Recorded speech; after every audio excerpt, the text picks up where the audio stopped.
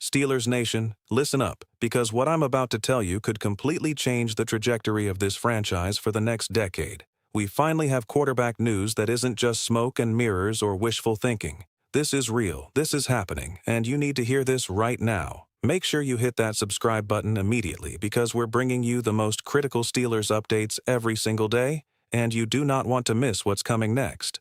All right, let's get right into this. For months, we've been hearing all the speculation about the Steelers and the quarterback position. Everyone and their mother has an opinion about what Pittsburgh should do. Trade up for a top prospect, sign a veteran free agent, roll with what we have. It's been exhausting, right?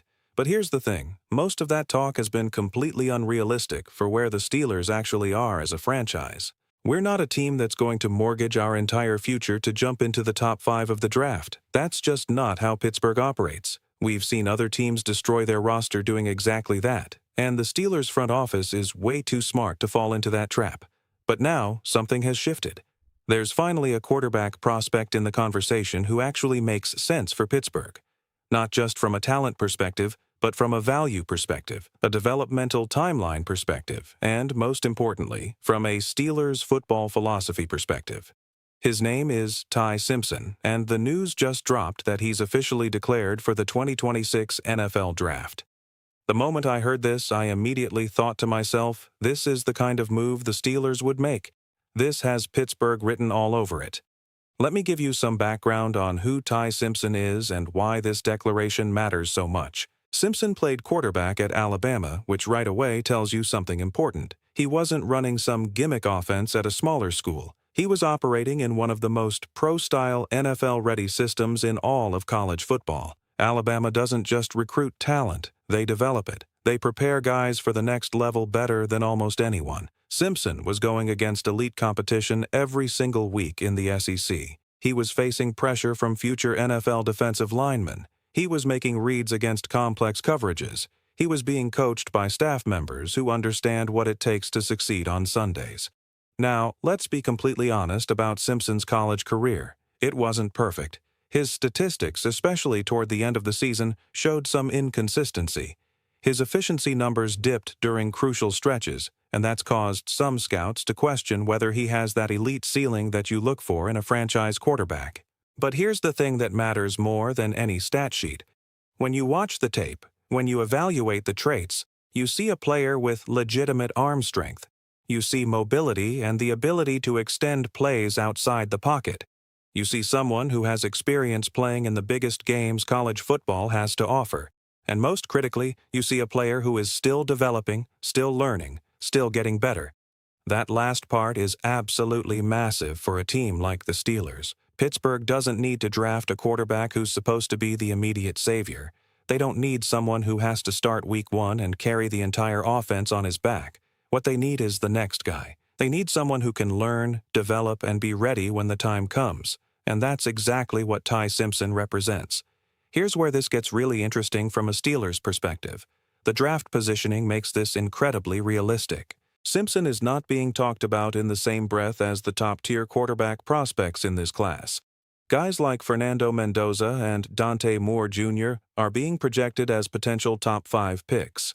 Those are the quarterbacks that teams are going to trade up for, sacrifice multiple first-round picks for, completely reshape their draft boards for. The Steelers were never going to be in position to land one of those guys without giving up assets they can't afford to lose. But Simpson, that's a completely different situation. Based on current projections, Simpson could realistically be available in the late first round or even early second round. Do you understand what that means for Pittsburgh?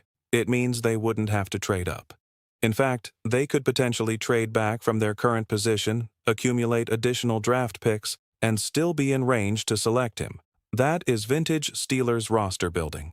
That's the kind of value-driven decision-making that has kept this franchise competitive for decades.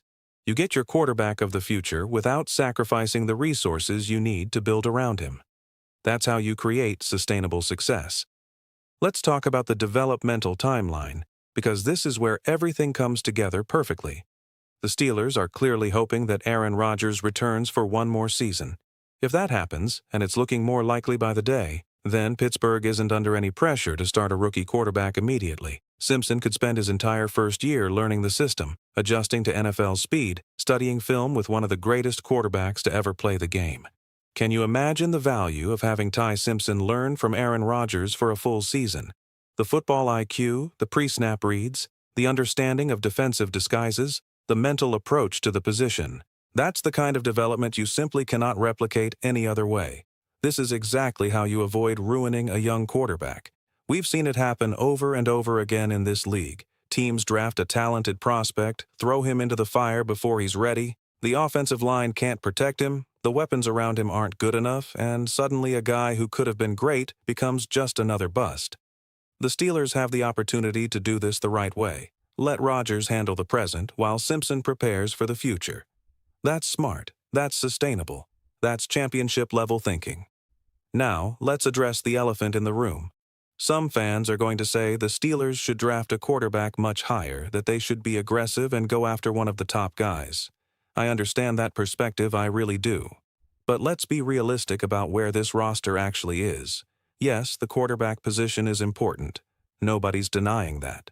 But this team has legitimate needs in other areas that cannot be ignored. Defensive tackle depth is a concern. Cornerback depth became a major issue down the stretch. Wide receiver depth needs to be addressed. There are big decisions that need to be made at left tackle and left guard. This roster is not one quarterback away from being perfect. That's why forcing a quarterback pick in the top 10 would actually be a mistake. It would mean ignoring other critical positions, reaching on a player who might not be worth that draft capital, and putting unnecessary pressure on a rookie to be something he's not ready to be yet. But taking a quarterback at the right value, in the late first round or early second round, where you're getting genuine talent without reaching, that's a completely different conversation. That's the kind of calculated risk that championship organizations take.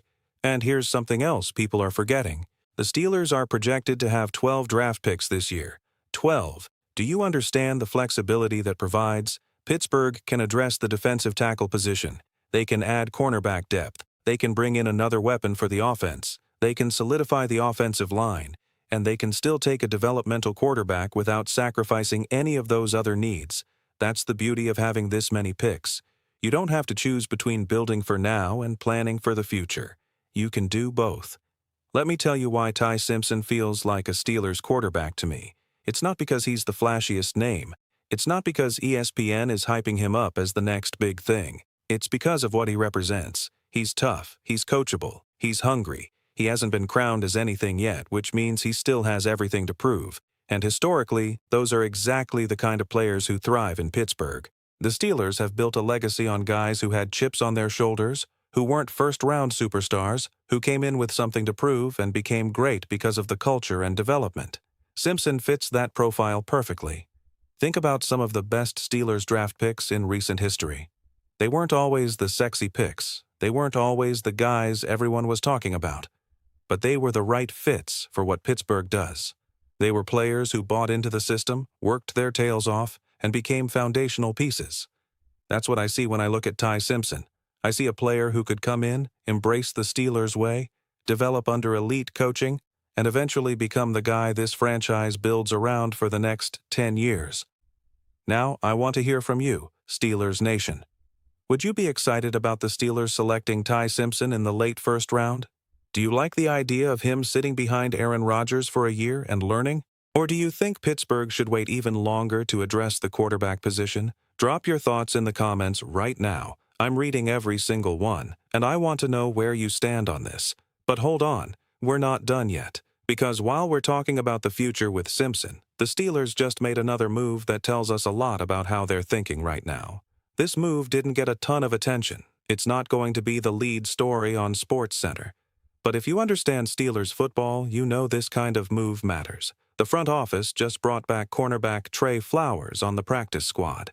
Now, before you dismiss this as just a routine roster move, let me explain why this is more significant than it might seem on the surface. Here's the timeline. The Steelers originally signed Flowers to the 53-man roster on Christmas Day. Then, earlier this week, they released him. And now, just days later, they're bringing him back on the practice squad. That's not random. That's intentional. That tells you the coaching staff sees value in keeping him around, that they want him in the building, that they believe he could be needed at some point. This is about depth, about insurance, about being prepared for any scenario that might unfold. Let me give you the background on who Trey Flowers is, because his resume is more impressive than you might think. This isn't some undrafted rookie trying to make a name for himself. Flowers is an 8-year NFL veteran. In his career, he's played in 87 games with 43 starts. He has 4 interceptions, 5 forced fumbles, 22 passes defended, and 270 total tackles, with 211 of those being solo tackles. Those are legitimate NFL numbers. This is a player who has produced at the highest level. Flowers was drafted by the Seattle Seahawks in the 5th round of the 2018 NFL Draft out of Oklahoma. He spent 4 seasons in Seattle, starting 40 games during that stretch. That experience in Seattle's defensive system is crucial because of how similar it is philosophically to what Pittsburgh does. Seattle plays physical, disciplined, assignment-sound defense. They don't allow big plays. They force offenses to be patient and execute. Sound familiar? That's Steelers football. Flowers already understands that mentality, which means the transition to Pittsburgh's system is seamless. Why does cornerback depth matter so much right now? Because injuries in the secondary are not a possibility, they're a certainty. Especially late in the season when guys have been taking hits for months, when the wear and tear starts to add up, when one awkward tackle can sideline a starter for weeks. Playoff football exposes every weakness. If you don't have reliable depth at cornerback, opposing quarterbacks will attack you relentlessly. The Steelers know this. They've seen it happen. That's why bringing back a veteran like Flowers makes perfect sense. Let me break down why this signing tells us 3 important things about how the Steelers are operating right now. First, they trust Flowers in the system. He's already been here. He knows the playbook. He understands the terminology. There's 0 learning curve. If they need to elevate him tomorrow, he can step in and play without missing a beat. Second, he's a plug-and-play veteran. If an injury happens, if someone goes down during practice or during a game, Flowers isn't going to panic. He's been in this league for 8 years.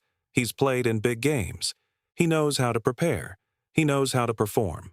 Third, this move is about stability, not upside. The Steelers aren't looking for Flowers to become an all-pro. They're looking for reliability. They're looking for someone who can give them quality reps when needed without being a liability. Flowers most recently played for the Detroit Lions, appearing in 2 games during the 2025 season. Now, 2 games might not sound like a lot, but the fact that he's still getting opportunities in year 8 tells you that coaches around the league still trust him. And let's not overlook his journey. He's played for the Seahawks, Bengals, Falcons, Jaguars, Colts, and Bears. Some people might look at that and see a guy who couldn't stick anywhere. I see something different. I see a player who has experience in multiple defensive schemes, who has been in different locker rooms, who has learned from various coaching philosophies. That kind of versatility is valuable, especially for a practice squad player who might be asked to fill different roles. As a fan, I genuinely like this move. Is Trey Flowers the future at cornerback? Absolutely not. But is he exactly the type of veteran you want on your practice squad in January when every game matters? 100%. This is about being prepared. This is about having options. This is about not being caught off guard if something goes wrong. The Steelers don't panic. They plan. And this move is a perfect example of that mindset. Now, Steelers Nation, I want to hear your thoughts on this. Is this just a standard depth move? Or does it tell you something bigger about potential changes in the secondary? Are the Steelers preparing for something we don't know about yet? Drop your analysis in the comments because I'm curious what you think. When you step back and look at these 2 moves together, a bigger picture starts to emerge. On one hand, you have the present. You have a veteran like Trey Flowers being brought back specifically for stability and insurance. A move that doesn't generate headlines but shows this organization is thinking ahead, preparing for every possibility, refusing to cut corners. On the other hand, you have the future. You have a young quarterback prospect like Ty Simpson who represents a realistic path forward at the most important position in football. A player the Steelers can develop correctly without desperation, without gambling away their future, without forcing a narrative that doesn't fit. And that combination right there, that's Steelers football at its core. This franchise has never been about shortcuts. They don't chase the shiny object, They don't make impulsive decisions based on media pressure or fan emotions. They build foundations. They plan multiple steps ahead. They develop players the right way. Whether it's grooming the next franchise quarterback behind a future Hall of Famer or ensuring the secondary has enough veteran depth to survive the playoff grind, every decision is connected to a larger philosophy. The Steelers aren't panicking. They're not scrambling. They're positioning themselves for sustained success. And as a fan, that gives me incredible confidence.